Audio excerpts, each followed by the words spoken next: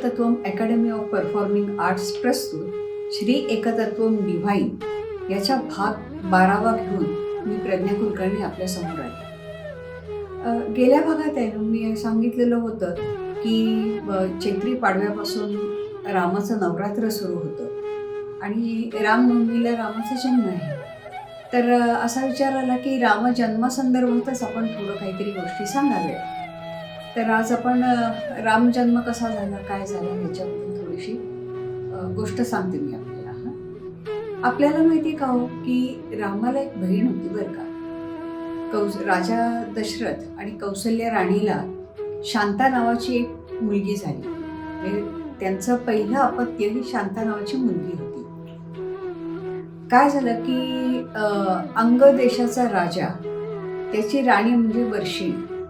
कौसल्या आणि वर्षिणी ह्या दोघी सख्या बहिणी बरं का. एकदा काय झालं की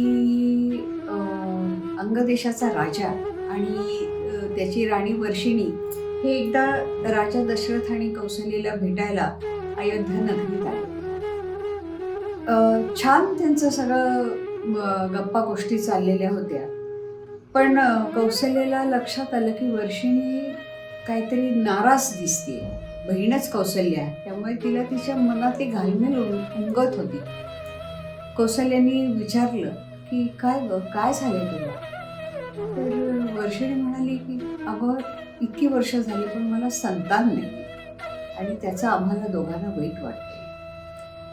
शांताला बघून तर आम्हाला वाटते की असंच एखादी छोटीशी कन्या मला असती तर काय झालं असतं, किती छान झालं असतं.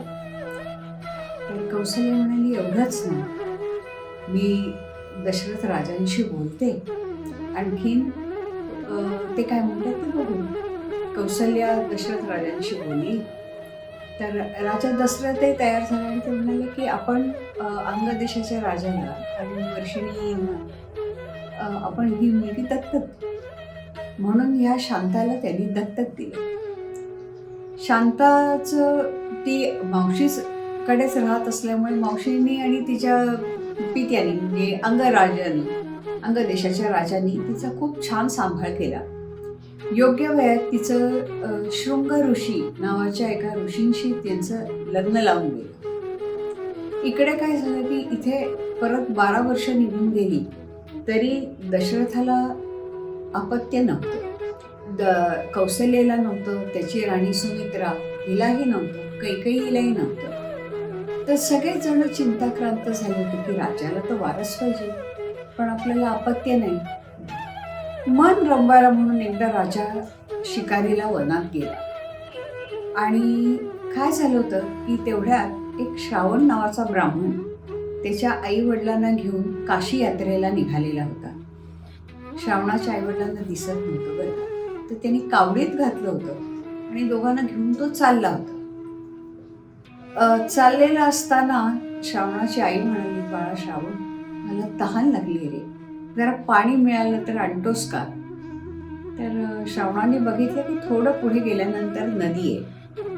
तर त्यांनी एक झाड बघितलं, झाडाची सावली बघितली आणि तिथे खाली ह्या कावड ठेवली आणि त्या दोघांना म्हणले की तुम्ही इथे बसा, समोरच नदी दिसते, मी जाऊन पाणी घेऊन येतो आणि आपल्याला पाणी पाजतो. ते म्हणाले हरकत नाही, जा बाळा जाऊन पाणी घेऊन दे. श्रावण गेला. आणखी जाताना एक तांब्या घेऊन गेला होता. श्रावण गेला आणि त्यांनी तो नदीतनं पाणी भरत होता.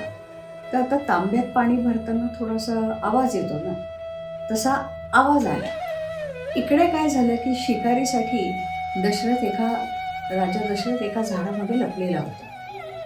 त्याला पाण्याचा आवाज आला आणि त्याला असं वाटलं की कुठलं तरी एखादं जनावर पाणी प्यायला आलेलं आणि म्हणून त्यांनी त्या आवाजाच्या दिशेनं बाण मारला. तो बाण नेमका श्रावण बाळाला लागला.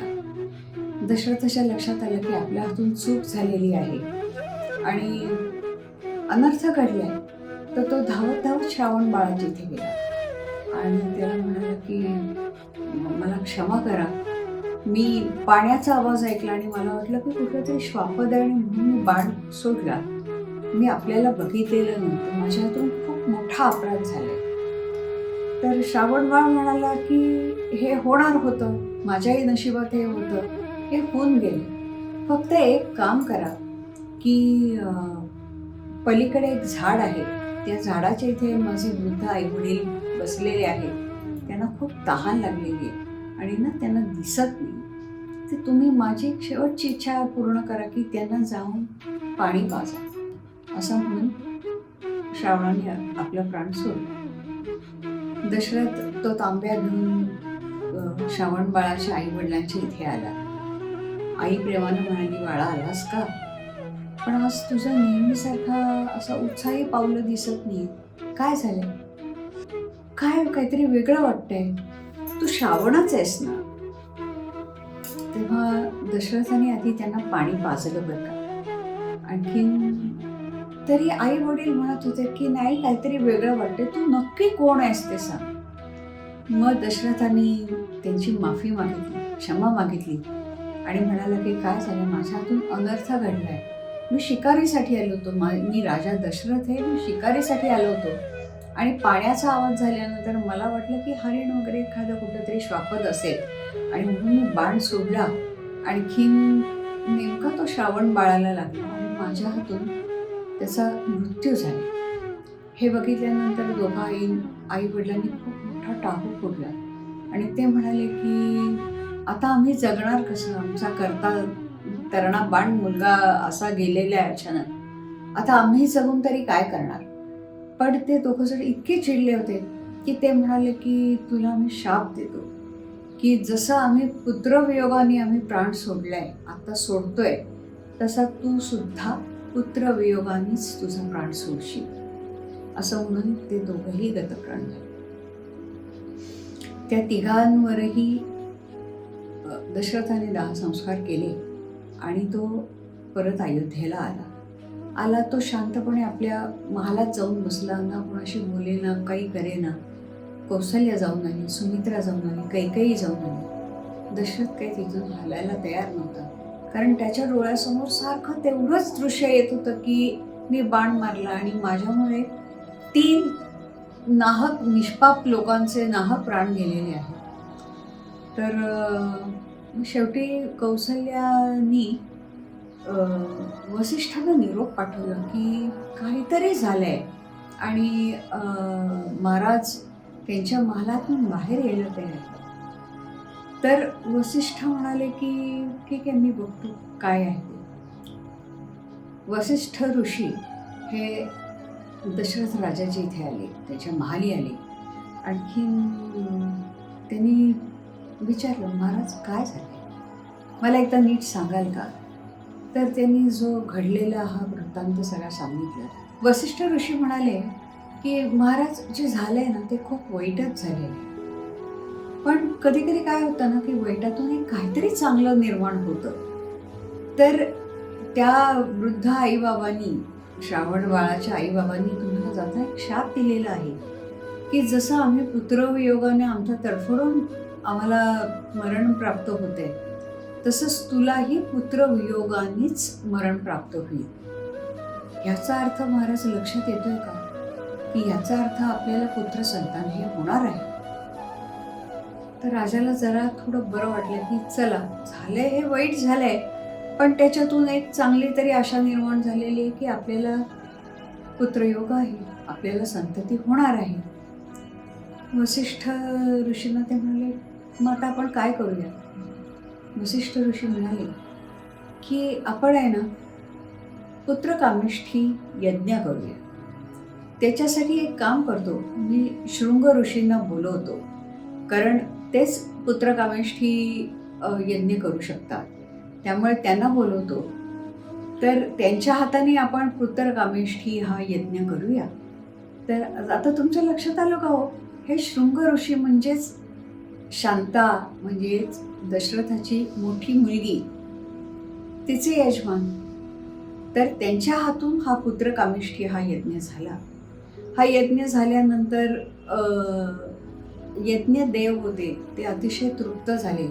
आणखीन त्यांनी यज्ञातून बाहेर येऊन पायसदान म्हणजे खिरीचं एक पात्र आणलं आणि त्यांनी सांगितलं, राजा ह्यातल्या खिरीचा 3 वाटे कर, तुझ्या तिन्ही पत्नींना ते आणखीन त्या पुत्रवती होते. अर्थातच तुला सुद्धा पुत्र प्राप्ती होईल.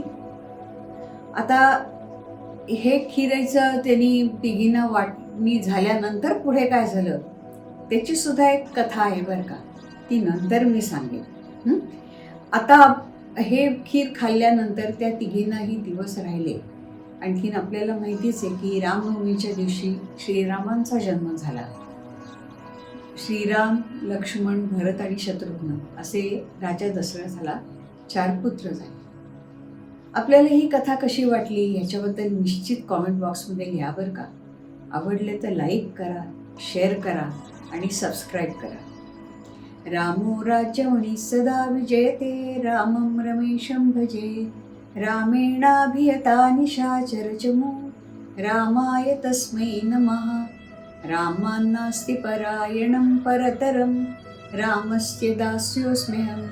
रामे चित्तलयः सदा भवतु मे, भो राम मामुद्धर. जय श्रीराम.